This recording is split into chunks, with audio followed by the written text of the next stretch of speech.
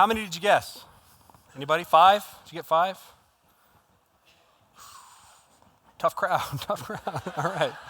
2019, wow, where did a year go? Anybody felt like that? Like you look back at 2019, New Year's Eve happened, and you're like, man, what in the world happened to, like, where does time go? You kind of get to that point in life, and I don't know if it's because I'm getting older or what it is, but I just feel like, I feel like this sentiment that's been going around. I've heard a lot of parents say this. I've seen a lot of parents put this on Facebook. It's this quote. It says, "The days are long, the years go fast." And I know that that's true of parenting, that it seems like the days can be long and then all of a sudden the years go by, but I'm starting to feel like that about life. Like there's some days you're just like, man, I just need this day to end, and then you kind of look back on New Year's Eve and you're like, wow, where did the year go? And so for me, it's hard to believe that this Sunday a year ago, so the first Sunday in January a year ago, I stood on this very stage and began a series, a 5-week teaching series called Carpool.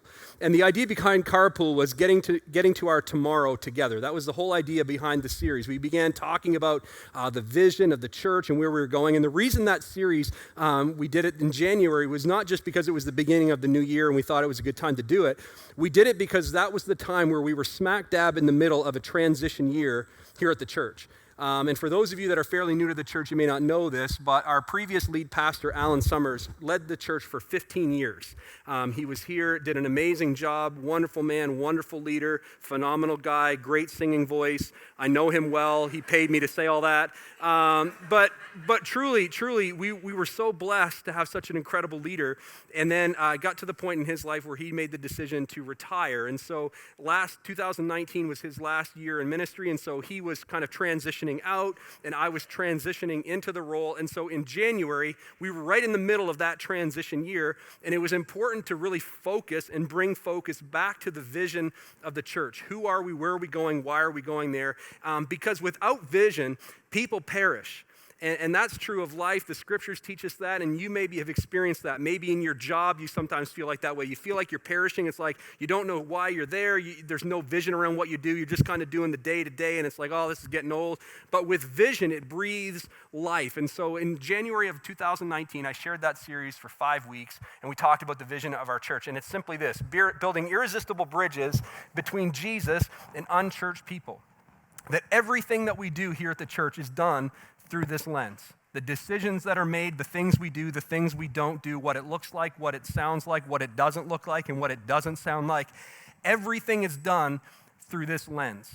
And it's so incredibly important for us to continually focus, and in some cases refocus our attentions, our efforts, and our resources back to the vision. Because without it, we'll perish. Without it, we'll end up doing 1,000 things and doing nothing well. We want to focus our energies, focus our efforts, and focus our resources so that we can accomplish the vision that God has called us to. And every church that's meeting this morning, all across this city, all across Canada, in fact, all across the world, every church has a mission and vision, a way of doing things, the things they've chosen to focus on or not focus on. And we're not saying that ours is right, we're just saying that ours is ours. And our vision is to build irresistible bridges between Jesus Christ and unchurched people. That we exist to see people connect, people who are far from God, people who are unchurched, people who would never or have never walked through the doors of a church for a variety of reasons in their life. We want to build bridges between Christ and those type of people, to give them an opportunity to hear the wonderful, life-changing salvation message that's found and the hope that's found in Jesus Christ. And also unchurched people and de-churched people, people who have, maybe grew up in the church, but for one reason or another, because something did or didn't happen in their life, they walked away, not just from the church, but from, more importantly, their faith. And they've kind of walked away from their faith, and they're not sure that they believe or if they even want to believe. And we exist. We want to build bridges between Christ and people who are far from God. And everything that we do is done through that lens. And the thing that helps us with is it brings incredible clarity when ideas come about, when questions come about, when conversations happen about why do we do this, why don't we do that, why does it look like that, why doesn't it sound like that, and all the questions that come around with all the different ways that church can be done. For us, our vision brings us back, and it brings focus and clarity back to what we do and what we don't do and the decisions that are made accordingly. And so I shared with you the vision of the church, and I shared with you what our tomorrow looks like. And the difficult thing that happened a year ago, at least for me and maybe for some of you, was it sounds good, but what does it actually look like? You know, you can talk a lot about vision and you can say a lot of things and hopefully you can make it sound good. But at the end of the day, what does it look like? And so for those of you who for the last year have continued to journey with us, continued to carpool with us to our tomorrow, I want to say a huge thank you to you. Thank you for your support. Thank you for your encouragement. Thank you for your prayers. Thank you for continually giving of yourself with your time and your talents and your resources. Thank you for following along with us. And for those of you that maybe in the last year have jumped in the car with us, you found your way to the bridge and you've made the bridge a part of your church home, I want to say welcome to you. We are so thrilled that you've chosen to be a part of the bridge, and we look forward to seeing what our tomorrow looks like because you're with us. And so, again, our vision is important. And one of the things that we talked about a year ago was that we want to focus on being a storytelling church.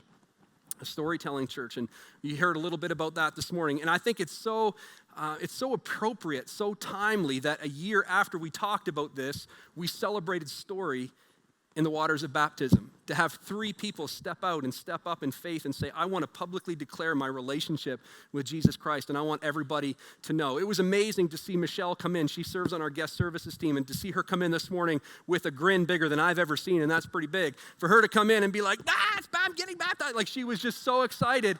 And then to wake up and to see Nancy already posting on Facebook, you know, where everybody lives, posting on Facebook saying, I'm getting baptized today publicly, like just outing herself as a person following after Jesus. That's incredible.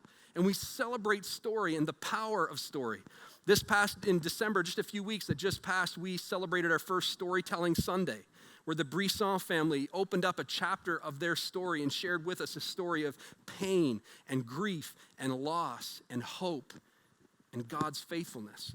It was a beautiful story. It was a powerful story. People are still talking about it. People have actually come to me and shared their story of pain because of the story they heard the Brissons share. Powerful. We believe in the power of story, and that every single one of us in this room, with every day of our lives, is living another page in the story of our life.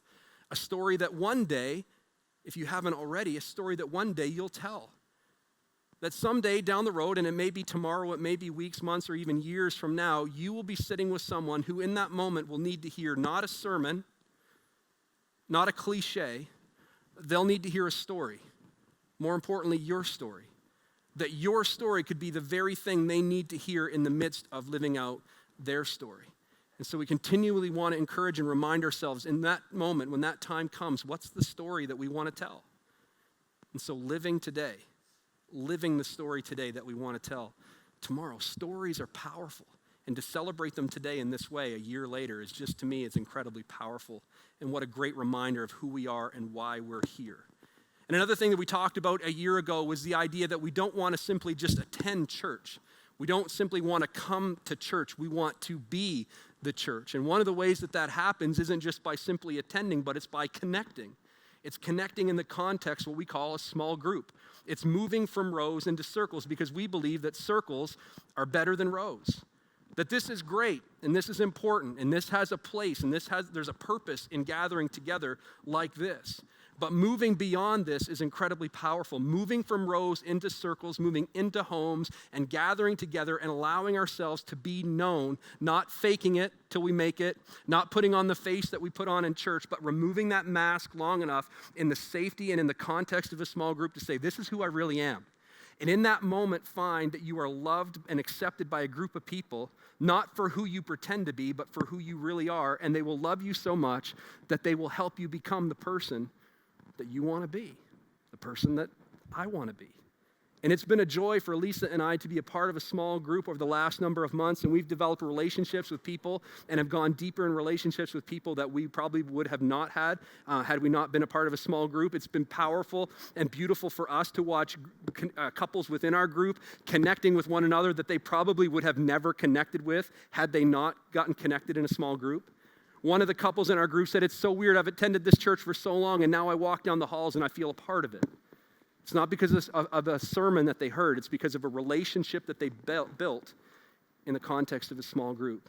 And we believe that that is so Incredibly important. We talked about a number of things that we're going to focus on as we continue to move forward to our tomorrow. We talked about specific ministries and those kind of things that are, that happen in most churches, if not all churches. We talked about children's ministry and how that's a priority for us here at the church. We talked about student ministry, which is a huge priority for us here at the church. I don't know about you, but if you have a teenager, I would not want to live in the world that they live in today.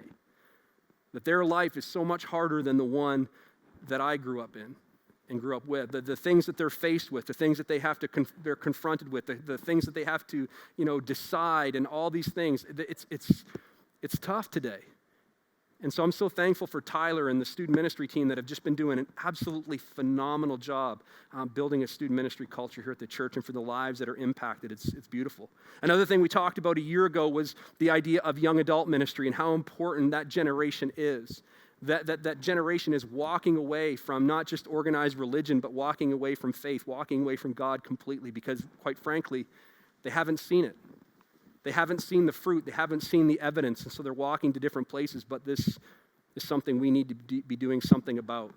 And so I'm so excited. We talked about young adult ministry being a priority here at the church, but to actually see it come to fruition in the last number of months has been incredibly humbling, powerful, and rewarding to see it. Week after week, and on Sunday nights, we have young adults between the ages of 18 and 29, which is why it's called 1829. They meet here at the church.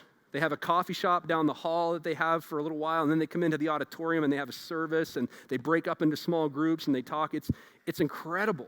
And I've been here a couple times, not because I fit in the category necessarily, but I just trying to hang on to whatever little bit of youth I can, But I've just come. I just want to kind of observe and kind of see it, because it's been something that I've been praying about for a long time, and to see it actually happening, and to see young adults connecting in community, and to see them discovering who Jesus is and that he has a plan and purpose for their life. It's amazing that something that we talked about is actually happening.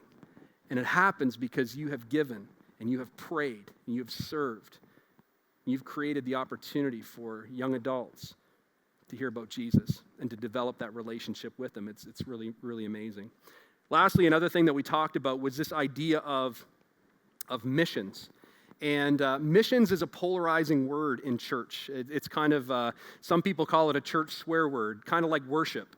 The minute you say the word worship, everybody has a reaction, has an idea as to what worship is or what worship isn't. What worship sounds like and what it doesn't sound like, and what it should, all these different things. People have these preconceived ideas because of experience and because of preference, and it's all valid.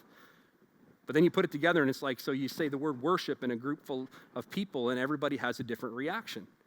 And the same thing is true with missions. I say the word missions and everybody thinks a lot of different things. You think of slideshows, and you think of people going away for a Christian holiday. You think of people sending clothes or food. You think of building things. You think of the mission Sundays where you've heard stories, and you think of fundraisers and lasagna dinners, and you think of all these different things when you think of missions.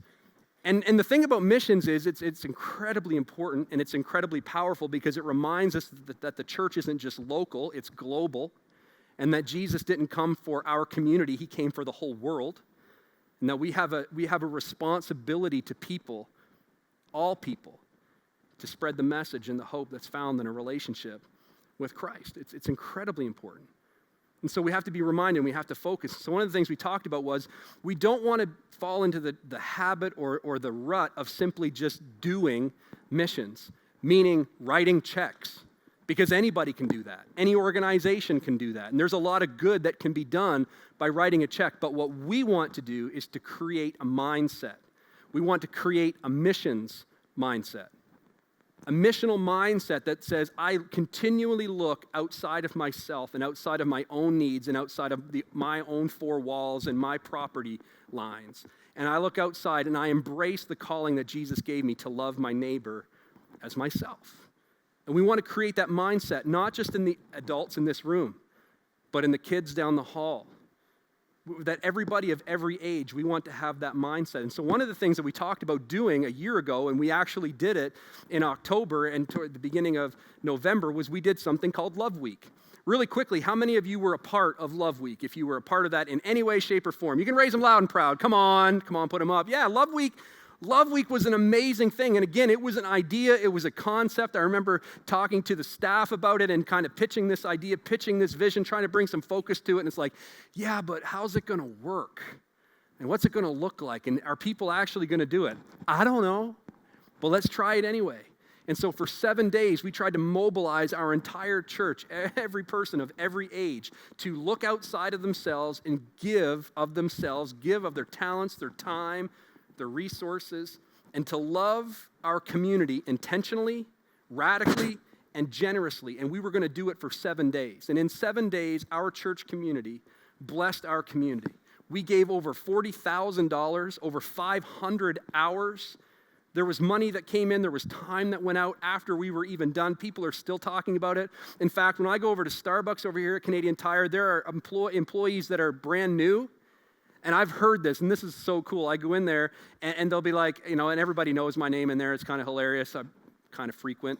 So I go in there, and they're like, hey, and I talk to them, like, oh, you know that guy? And it's like, yeah, he's over there at the church. And man, they do really cool stuff over there. Man, they're constantly, and I hear them talk about the generosity and the love that you do and that you give.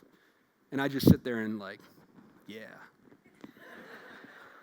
And not for our sake, and not for our glory, certainly not for our name to be celebrated, but so that the name of Jesus Christ is famous in this city. And that's what we get to do, and it's been cool. But the other part about missions is not just what we do locally, although that's a part of it, but the other part of it is what we do globally. And what happens traditionally or typically in churches is, and maybe you've seen this or experienced this, maybe you've even been a part of it, is typically what happens is churches from time to time will send groups of people on short-term mission trips. And they send them somewhere, and some people have joked that it's a Christian holiday. It's like, yeah, we're going to do this, but we're actually going to get a tan in March, because that's everybody goes when it's cold. So you go down and you do this thing, and that you raise some money, and you go down and you do something good. You build a building, you help some people, you do these wonderful things, and it's great. It's absolutely great. And some of you have been on trips like that, and it's impacted your lives tremendously, and you've never been the same since, and that's wonderful. The problem is usually what happens is 10 or 12 people go, and they go down there, they have this incredible experience, they grow together, they develop this bond, they've had this shared experience, and then they come back and they show some pictures, and they talk about it a little bit, and then 2 months, 3 months, 6 months down the road, it's out of sight, and it's out of mind, and it's completely forgotten. The faces are gone. No one remembers the names. No one even remembers the community that people went to. No one remembers the thing that happened or the thing that was built or how that's impacting anybody or what's happening because of it. And good was done, and good for good's sake is good. But what we want to do is continually create a missions mindset. And what we strive to do is create a place, create an environment, create a relationship where we keep the things that we're connected to in sight and in mind, so we can continue to stay focused and not get caught up on the fog that comes when we just try to do a zillion different things. And so one of the things I talked about a year ago, one of the things that I've been praying about and investigating over the last year, is to find a relationship, to find a connection that we could make with an organization somewhere around the world that we would partner with for an extended period of time to build a relationship to keep the same people, the same community in sight and in mind for an extended period of time. So that after 5 years or after 10 years, we're still talking about the same group of people in the same place and the impact that's being made, the bridges that are being built. And if you think about it, if we sent 10, 12, 15, 20 people a year to the same place for 5 or 10 years, the impact that it would have on this community as we impact another community would be incredible. And so I've been thinking about that, I've been praying about that, I've been talking to people and looking for connections and resources and all these different things and talking to people. I've talked to friends of mine that are on the missions field, that are in different places all over the world. I've asked them for their opinions and all these different things. And so I'm excited to talk to you and tell you this morning that after the service today, I'll be doing my final preparations, and later this evening, Tyler, our student ministry pastor, and myself, we will be leaving to head to Kenya, Africa, where we're going to spend the next 10 days not tanning, but looking and investigating a connection, a long-term connection to an organization in Kenya called Encouragement Incorporated. Encouragement Incorporated is an organization that it was started in the States, in Colorado, in 1990. They connected the person who started the organization. His name is Vic Rader. And he started the Encouragement Incorporated, and what it began as was an orphanage. There were about 20 orphans or so that they connected with immediately, and they created opportunity to help and provide stability and homes and shelter for these orphans. But it grew, and it grew quickly. Through a series of events, Encouragement Incorporated was blessed with some significant funds, and Vic, through Encouragement Incorporated, purchased a hotel. And they renovated and retroed the hotel to become an orphanage. And since 1993 or so and until now, there have been, I can't even tell you the number of orphans that have gone through through the school years and then on to adulthood through Encouragement Incorporated. I had personal hands-on connection and relation to the organization in around 2005 when I actually worked with Vic in Colorado for a short time. And it's been amazing to see what's happened in the organization since then. So now the orphanage has shifted. Not only does it help and take care of orphans, but they've also added to the organization a training center where they equip and train local Kenyans to plant churches, and they train them in ministry. And so now there are churches and church plants that are happening all over Kenya through this organization, Encouragement Incorporated, where they equip local Kenyans to plant these churches. So now it's a hotel where they have orphans, and then it's a training center. And then most recently, what's happened, because so many orphans have been coming to the hotel or to the home, that they actually, through the churches that they've planted over the last 10 years, they're now raising up foster parents who are now taking and adopting the orphans and bringing them home. And so there's an opportunity for us not just to take care and provide for children, which is amazing because our children who are here can be connecting and impacting children's lives across the world. But then we're also equipping local people to plant churches and spread the gospel of Jesus Christ. It's an opportunity for us to do things like building and provide different buildings. It's an opportunity for us to help and equip parents as they begin families with these orphans, to build homes. It's an incredible organization doing an incredible work, and I'm thrilled to talk about it. I'm thrilled to, more importantly, to go see it and to experience it and to be there and to meet the people that are involved in it and with it and to see what would it look like for us to build and develop a relationship with them for an extended period of time, and what would it look like for us to help them build the bridges in Kenya that they're building. And so I'm thrilled and would ask you over the next 10 days to be praying for Tyler and I, pray for wisdom and discernment, pray for Vic and the team that's down there, that we would build relationship, and to just be honest. I mean, because the truth is, there's a zillion organizations doing a ton of good around the world. But we're just wanting God's discernment as to what's the right connection and involvement for us. And we wouldn't be going if we didn't think it was we were close and it was pretty positive, but there's just something about being there on the ground and seeing it firsthand. And so we're excited to do that. I would also ask you to pray for Tyler, because we fly to New York City, and then we have a 15-hour flight from New York City directly to Kenya, and that's a long time to be sitting with a guy like me where you can't escape. So I pray for Tyler, and it's going to be a long flight. We'll see how that goes, but we're really looking forward to it and excited to report back. I will add this before I close this portion of the thing this morning, is that Bridge Kids is actually hosting a movie night for the orphans while we're there. And Vic told me that the kids absolutely love this. And so the kids are sending glow sticks and popcorn and ring pops and every other sugary substance we can send. But we're looking forward to blessing the children with an evening on behalf of Bridge Kids. And what would it look like for the next 5-10 years for our children to be impacting children around the world, to keep the same kids in mind and in sight? I think it'd be incredibly powerful. So we're looking forward to that. It was, though I'm not looking forward to the flight. I'll again be honest. That's the whole thing, the food, all the hot, all that jazz. I mean, I'm a ginger going to Africa. That makes a lot of sense. But the flight's got me a little bit snookered. But we'll see how that goes. But I remember a flight that I was on a little over 10 years ago, and it was different. This one I was actually looking forward to. I was going to a conference, and I was going to get some resourcing and get equipped to continue doing what I was doing, and I was really excited about it. And so I was on the plane, and it wasn't 15 hours. It might have been 3 or 4, and it was fine. But in that moment on the plane, I had a moment, and maybe some of you have had this at different points in your life, where out of nowhere something pops in your mind, a light bulb goes off, and something becomes really clear. I don't know if you've ever had that moment of clarity in your life around anything, but for me, it happened 30,000 feet above the air, and in that moment, I was grounded. In that moment, I was stopped, and my mind was completely blank except for one word: Ottawa. Over 10 years ago, in an airplane, sitting there, cramped in, knees up to my chest, the word Ottawa came to my mind. I had no experience, no connection to Ottawa. Ottawa meant nothing to me, didn't even know there was a hockey team here. I had no concept of anything that was going on. I didn't know anybody. I'd been to Ottawa once in my life for about 2 days. So it wasn't like I had a bunch of friends here or family here, or I had some kind of personal tie. Ottawa. And I knew in that moment, and over the next few days, I couldn't get it out of my mind. I couldn't stop thinking about it. I was praying about it. I knew that somehow, some way, I was going to end up in Ottawa. At the time, I thought that I was actually going to be coming here to plant a church.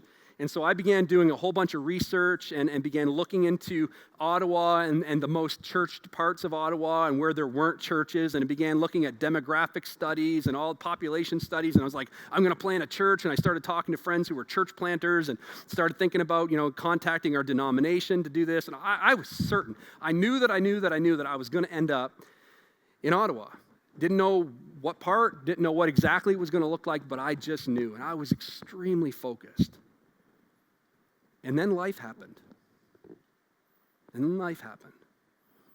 made a series of decisions in my life that caused the wheels to fall off, and other people made decisions that helped wheels stay off, and my life just spiraled out of control, and everything that was so crystal clear, everything that was so focused became just covered in fog. And I had no idea what was next. In fact, I had no idea what I was going to do next, or where I was going to be next, or how I was going to I just had no clue about anything. I was lost. And in that moment, I began to shift away from the clarity that I had. I began to shift away from the focus that I had, and I began to focus on all the things that were happening to me and happening around me. And I was trying to take control and trying to figure everything out and trying to make things work and shift things. And it became chaos. And I was just surrounded and covered in fog. And my guess is the same is true for you at some point, if not right now in your life. Where there are moments in your life where you know what you know, and you know that you know that you know, and you're certain and you're confident and you're sure that you've got a plan, and you're sure you know how things are going to work out, and you're sure you know what's next, and you're sure you know what you're going to do and what it's going to look like and what you want to be and where you want to be and what you want to be doing, and then something happens. It can be unexpected. It can be as a result of somebody else's decisions or your own. It can be just life being life. And really quickly, your life becomes about the prognosis. And it becomes about the bottom line. And it becomes about the deal. And it becomes about the relationship or the lack of a relationship or the relationship that's falling apart. And it's about this and it's about that. And what am I going to... And you start just scrambling, trying to make sense of it all. And what you know is easily and quickly forgotten. And what you were certain of, you can't see at all. And that's what happened to me. And my guess is maybe it's happened to you. And see, what I'm hoping for and what I'm praying for and what I'm hoping for you and what I'm certainly hoping for me in our home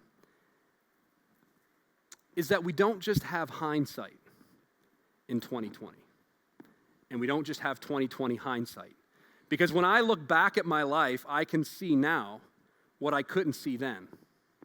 Isn't that true? That I look now at my life 10 years after knowing Ottawa was where I was going to be, and I look now a little over 10 years later, and I look back over the last 10 years of my life, and I'm like, oh. So that to that, to that, to that, to that, and I'm like a giant pinball machine going to here, to here, to here, and this happened, and this happened, and this happened, and it's almost as if it's being orchestrated to get me to exactly where I knew I was going to be, though in the last 10 years, I could not see that for the life of me. See, what happened is after I picked myself up and dusted myself off, I began to scramble. Ottawa. Ottawa is the only thing I know for certain, so I'm going to go to Ottawa. So let's do what any normal, sane person would do. I'm going to look on Facebook, and I'm going to see who do I know in Ottawa. I knew one person, Lisa Summers. I know her. Knew her 10 years ago. So I wrote her, hey, I'm thinking about moving to Ottawa. What can you tell me about the area? Where should I go? Where should I not go? Blah, blah, blah. She wrote me back.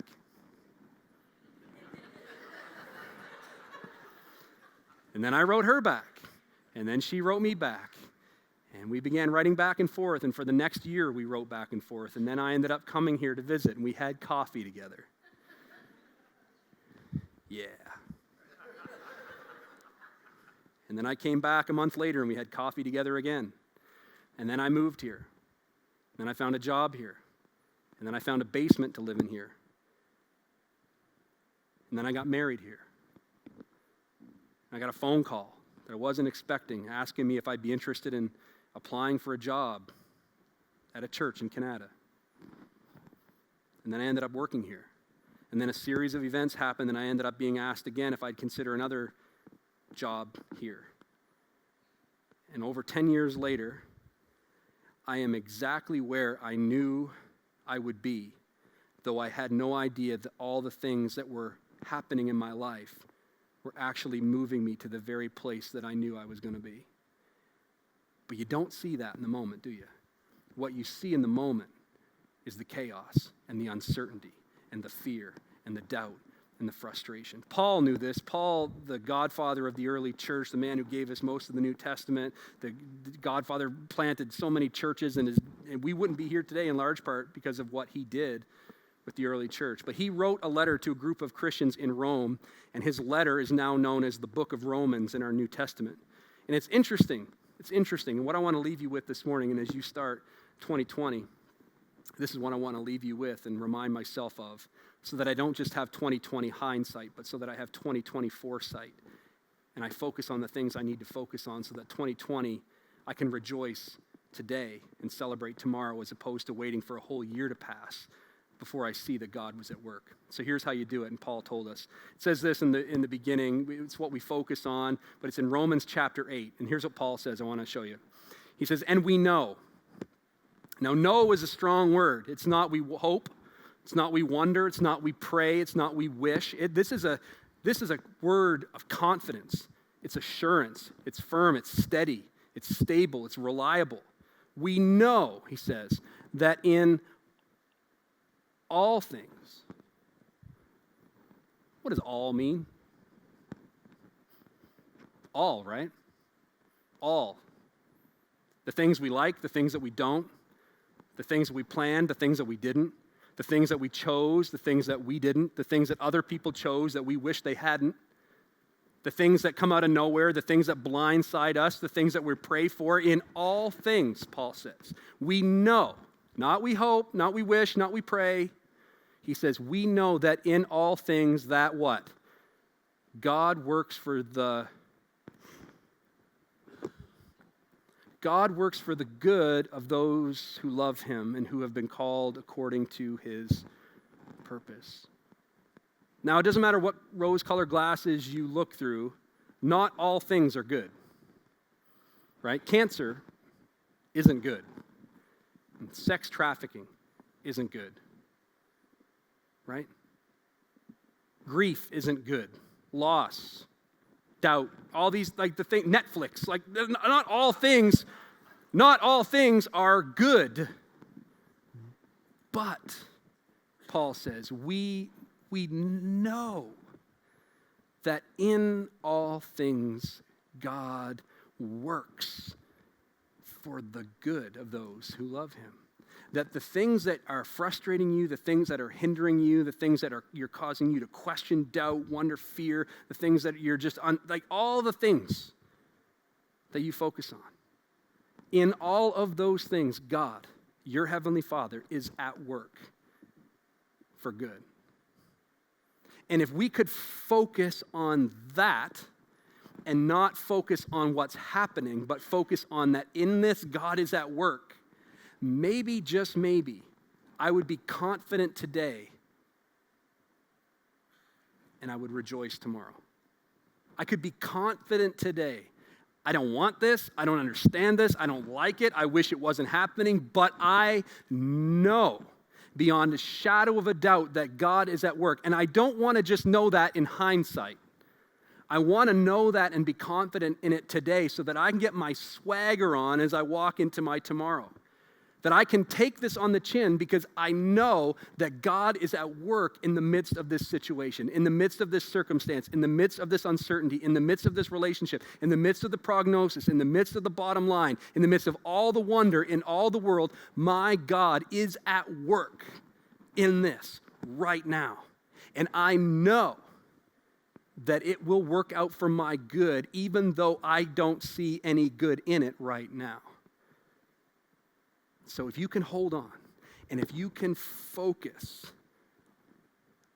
on the reality that your God is at work, not he will get to work, he is at work right now in the midst of your story, it will help you live the story that you want to be able to tell. I know it not just because Paul said it, but because I've experienced it. And I know many of you have as well. Focus on the reminder that God is at work and he can be trusted because he is faithful.